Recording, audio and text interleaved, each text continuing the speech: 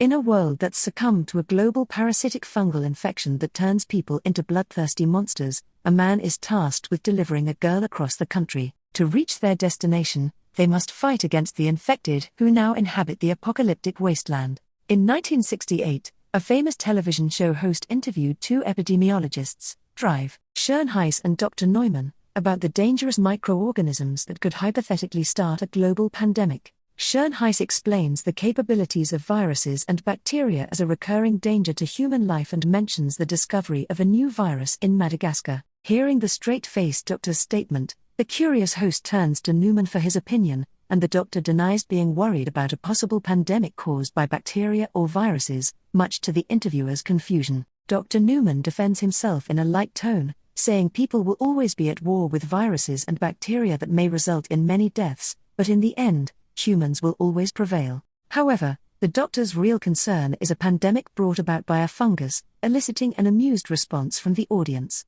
Dr. Neumann explains that there are certain species of fungus that are not known to kill, but to control their host. To further explain his point, the doctor gives an example: an ant infected by a fungus. The microorganism travels inside the ant's circulatory system to the brain, flooding it with hallucinogens and completely altering the ant's mind to obey its will. Dr. Neumann likens the fungus to a puppeteer controlling a marionette while also slowly eating its host flesh. However, the ant's fate worsens as the fungus won't let it die by preventing decomposition, like a living corpse. In disagreement, Dr. Schoenhuis argues that while Dr. Neumann's statement about fungal infections is factual, it is unlikely to affect humans. Neumann agrees that fungi can't survive in a host with a temperature higher than 94 degrees Fahrenheit. However, he theorizes that if the world's temperature grows warmer, this might cause certain fungi to evolve. Thus, it could develop and gain the capability of burrowing into human brains. Dr. Neumann continues to say that billions of fungi-affected humans will have one terrifying goal: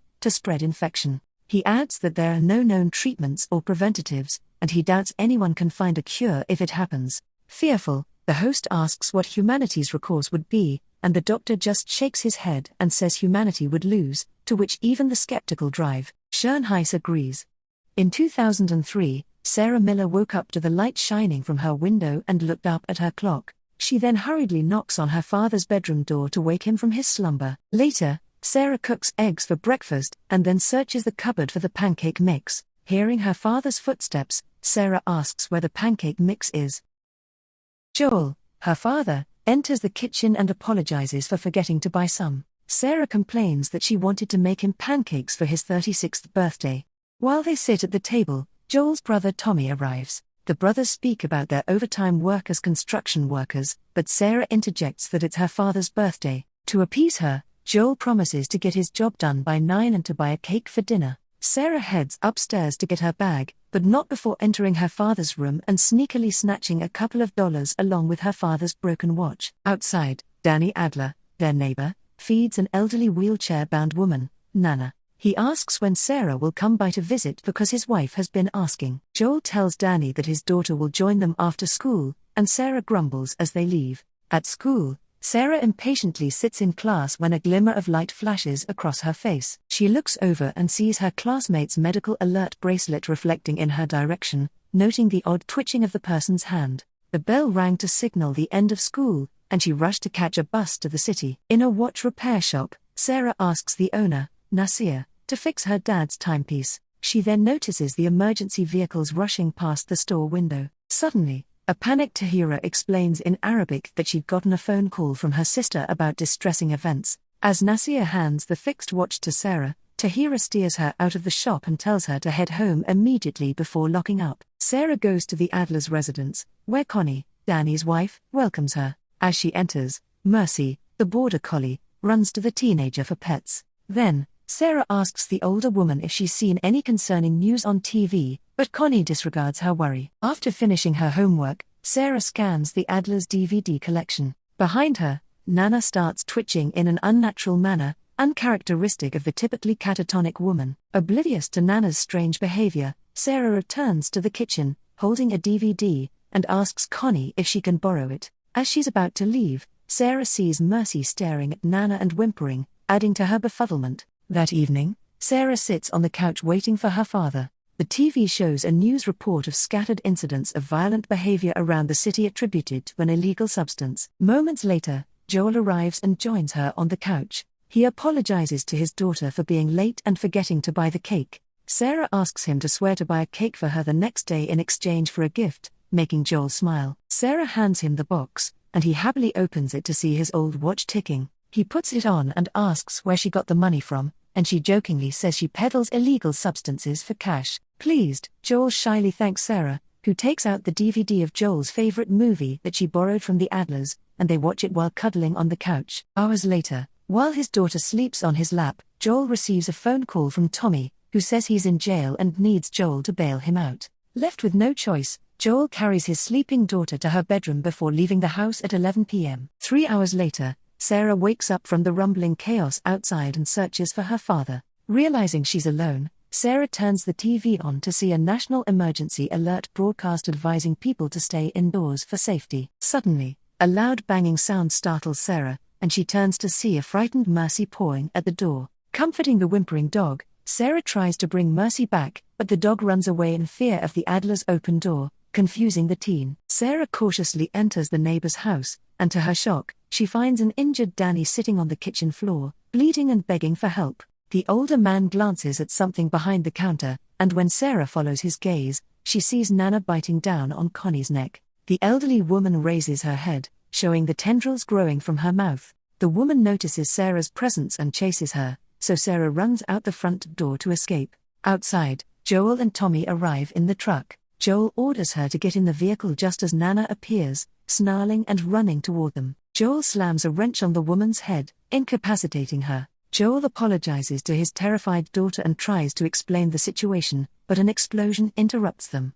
Tommy then hurries them to get in the vehicle. As they drive off, Sarah sees her father and uncle in a frantic state as police cars drive past them in a hurry. Worried, Sarah asks them about the situation, but all they've heard from others is that there's a spreading infection in the city. The brothers plan to go to Mexico to escape just as they pass a stranded family on the highway. Joel insists on ignoring them, despite Sarah's pleas to let them ride in the back of the pickup truck. He believes they need to prioritize their own safety first. Unfortunately, all the main roads are either stuck in traffic or blocked by the military, so the Millers decide to drive into town. In town, the streets flood with people running away from the infected. During the disarray, a passenger plane falls from the sky and crashes on the street. A piece of flying debris hits their vehicle, causing it to tip over and crash. Minutes later, the three regain consciousness and find themselves in a dangerous situation as the infected continue swarming the area. Sarah injured her ankle during the accident, prompting Joel to carry her in his arms.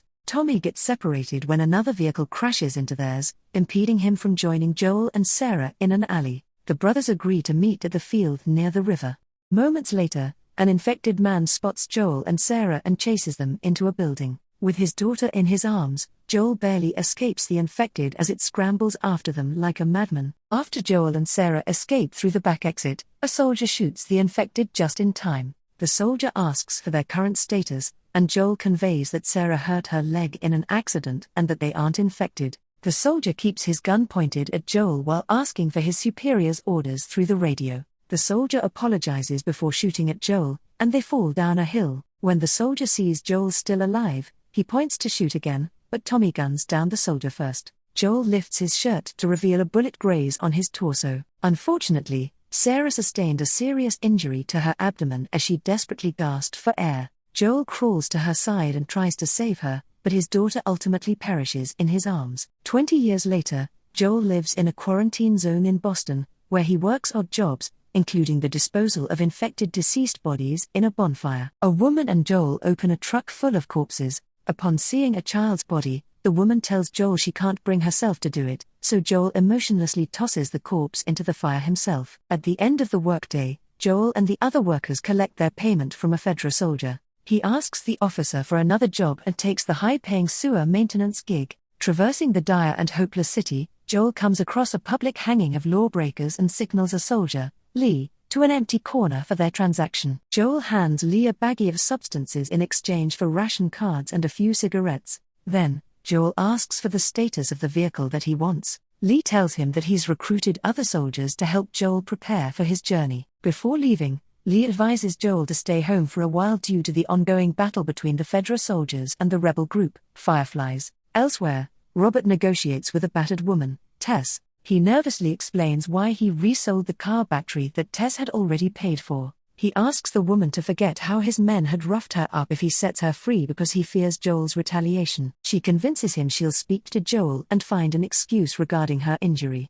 Suddenly, a blast destroys the wall, and Tess escapes. As she makes her way home, Tess is caught in the Fedra and Fireflies' crossfire and is arrested under suspicion of being a rebel. Somewhere, a teen is chained and locked up in a room under the Fireflies' watch. She angrily shouts at her captors, insisting they set her free because Fedra is looking for her. Meanwhile, Joel meets with the radio caller, Abe, who pays the man in cigarettes, and asks if he's received any messages about Tommy. Abe tells Joel that despite round-the-clock surveillance on the radio, no one's heard from Tommy, who is currently in Wyoming. The radio caller discourages Joel from venturing out to search for his brother, even if he knows Joel is capable. He warns that his trip from Boston to Wyoming is dangerous, according to what he's heard on the radio. Determined, Joel still asks Abe to mark his map with his destination and leaves. In his apartment, Joel pushes the wardrobe aside, removes the floorboard, and takes out a map. Joel studies with great concentration as he drinks alcohol and doses himself with several tablets.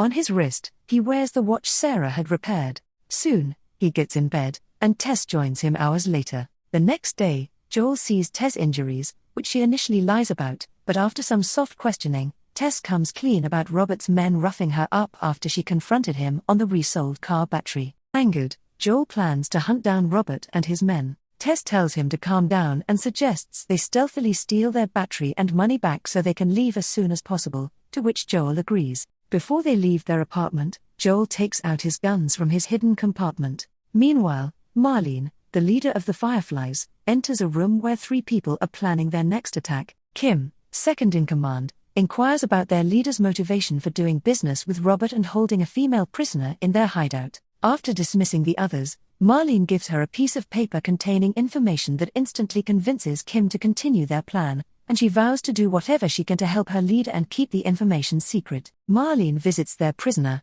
returns her backpack, and sits beside her holding a knife she retrieves from the bag. Marlene releases her from her chain and reveals that she knows the teen's real name is Ellie. When Marlene asks where Ellie plans to go if they release her, Ellie says she might return to Fedra to become a soldier since it's where she grew up. When she notes Marlene's displeased reaction, Ellie asks why the woman cares about what happens to her. So, Marlene reveals that she was the one who took Ellie to Fedra when she was an infant because that was where she'd be safest. Marlene then tells Ellie about her important role in their crusade and warns her not to reveal it to other people. Meanwhile, Joel and Tess enter the building, where they suspect Robert is selling their battery. They climb up through the sewer, where they come across the gruesome remains of an infected plastered on the wall. When they open the door into the hallway, they find Robert's and his men's corpses, along with the unusable battery. Joel sees an injured Marlene and Kim at the end of the hall when he gets attacked by Ellie. He quickly disarms her and points out his gun. Marlene recognizes Joel, and he shows clear disdain, implying she was the cause of his and Tommy's estrangement. Marlene explains that Robert tried selling them the dead battery, which caused the ensuing shootout. With no other choice and knowing Joel's capabilities, Marlene asks him to take Ellie to a specific location in exchange for all the things they'll need to search for Tommy. After a short discussion, Joel and Tess agree to the mission and hastily take Ellie, who has no choice but to follow. Reaching the apartment, Joel and Tess let Ellie inside before closing the door so they could converse in private. Annoyed at being left out, Ellie finds a piece of paper with codes written on it. 60s songs mean no new stuff, 70s songs mean new stock, and 80s songs are marked with an X. When Joel enters the room, Ellie asks about the code and the identities of Bill and Frank, to which Joel doesn't answer. Joel takes a nap while waiting for Tess' return, while Ellie sits by the window. Later, Joel wakes up, and Ellie informs him that she heard the radio playing "Wake Me Up Before You Go Go," and he gets worried. Ellie immediately deduces that 80s songs mean danger, catching Joel off guard. As Tess returns, the trio sneakily ventures out as the Fedra soldiers guard the streets. Unfortunately, Lee spots them escaping the quarantine zone's borders. Lee points his gun at the trio and orders them to kneel on the ground. One by one, he scans them, while Tess and Joel bargain with him. When he reaches Ellie, she attacks him with her knife, angering the soldier. Lee points his gun at Ellie, and the sight causes Joel to remember his daughter's death, so he tackles Lee and punches his face in rage. Ellie watches the man's uncontrollable anger fearfully. Meanwhile, Tess picks up the scanner, which is glowing a bright red, indicating Ellie's infection. Ellie tries to convince them that she's not sick and reveals her weeks-old healed wound, saying no one has lasted without symptoms after a bite as she has. Suddenly, a siren wails from afar, signaling that the Fedra soldiers are coming, so they hurriedly climb through the fence. In Joel's apartment, the radio plays the 80s song Never Let Me Down Again. In 2003, in Jakarta, Indonesia, 2 days before Outbreak Day, Professor Ibu Ratna, an expert in mycology at the University of Indonesia, is approached by 2 high-ranking police officers and asked to come with them. Inside the vehicle, Professor Ibu asks worriedly if she's committed a crime. Lieutenant General Agus Hidayat explains that they require her assistance as someone knowledgeable in mycology. They arrive at a laboratory and enter the restricted area. Agus asks the professor to view a specimen under a microscope, which the professor identifies as Ophiocordyceps. She's puzzled as to why the slide was prepared like a human specimen. The Lieutenant General explains that the sample was, in fact, collected from a human being, making Ibu skeptical since the cordyceps fungi can't survive in humans. Moments later, Agus escorts Ibu deeper into the laboratory and shows her a woman's corpse. While the Lieutenant General guides her from an observation room, the professor enters the quarantined room in a hazmat suit. Agus advises Ibu to leave the room if she starts to feel ill. Ibu examines the corpse, noting the bullet wound in the forehead. She finds a human bite mark near the left ankle and cuts it open, only to see fungi growing inside, shocking the professor. As tension rises, Ibu moves to the woman's mouth, where she discovers mycelium tendrils moving around the orifice. She quickly runs toward the door in fear and panic. A few minutes later, Agus offers a cup of tea to calm the shaken professor. She asks him where they found the woman, and he explains that the incident happened approximately 30 hours ago in a rural flour and grain factory. The woman suddenly became violent and bit 3 co-workers. All the bitten victims also turned and were taken out by the police. He adds that the person who bit the victim hasn't been found yet, and 14 other workers are said to be missing. After hearing this information, Ibu calmly explains the hard truth to the Lieutenant General. The professor states that there is no treatment or vaccine for a cordyceps infection and, with a heavy heart, believes the only solution is to bomb the entire city with everyone in it. Ibu tearfully requests that she be allowed to go home to be with her family before the inevitable chaos ensues. In the present, Ellie wakes from her slumber and sees Joel and Tess watching her while holding guns. Tess demands that she tell them why Marlene thinks she's so important and threatens to take her back. Left without a choice, Ellie confesses that the Fireflies believe her immunity is key in creating a vaccine. However, Joel is skeptical because rumors of a vaccine have never turned out to be true. Yet, Tess persuades the man to follow through, since they badly need the car battery and the promised supplies to search for Tommy. As they continue the journey, Ellie is in awe of the city ruins, since she's never been outside the quarantine zone before. As they look at their blocked path to the State House, Joel remarks that they have 2 options, the long way or the short but more dangerous way, prompting Tess and Ellie to choose the safer route. On their way to the hotel, Jess curiously asks how Ellie got bitten, and the teen admits she snuck into the abandoned mall alone, where she was attacked. Tess compliments her courage for surviving, making Ellie smile. Noting the eerie silence, Ellie asks why she was led to believe that the open city is swarming with infected. Suddenly,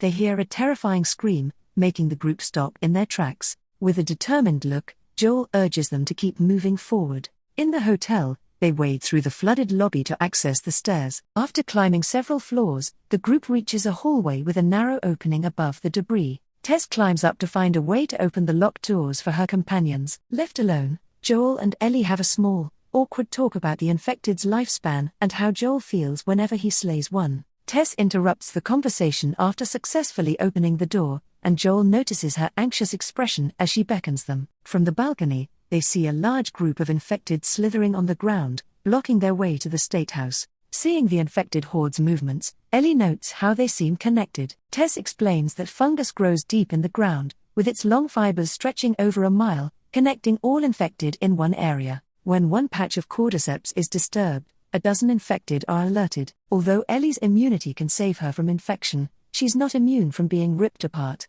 The group has no choice but to use the short way through the museum. Outside the fungi-covered building, Tess reassures Ellie that it used to be a serviceable route. Assessing the building, Joel indicates that the mycelium is mostly dry, possibly because the infected inside is finally dead. Inside, Ellie finds a fresh corpse that was violently attacked. Tess and Joel inspect the body and share a knowing look. Tess tries to convince Joel that the man could have been attacked outside and just crept into the museum for safety. Sensing danger, Joel demands total silence as they climb the stairs, caked with multiple carcasses of infected. They enter a room on the top floor just as the ceiling by the doorway collapses, creating a loud noise. Suddenly, they hear a terrifying clicking sound and snap into attack mode. They slowly pace back, finding a large glass case shielding themselves from whatever is approaching. As the creature appears before them, Ellie sees a clicker for the first time. Joel says that the clickers can't see, but they can hear very well. Suddenly, a clicker stumbles in front of the group,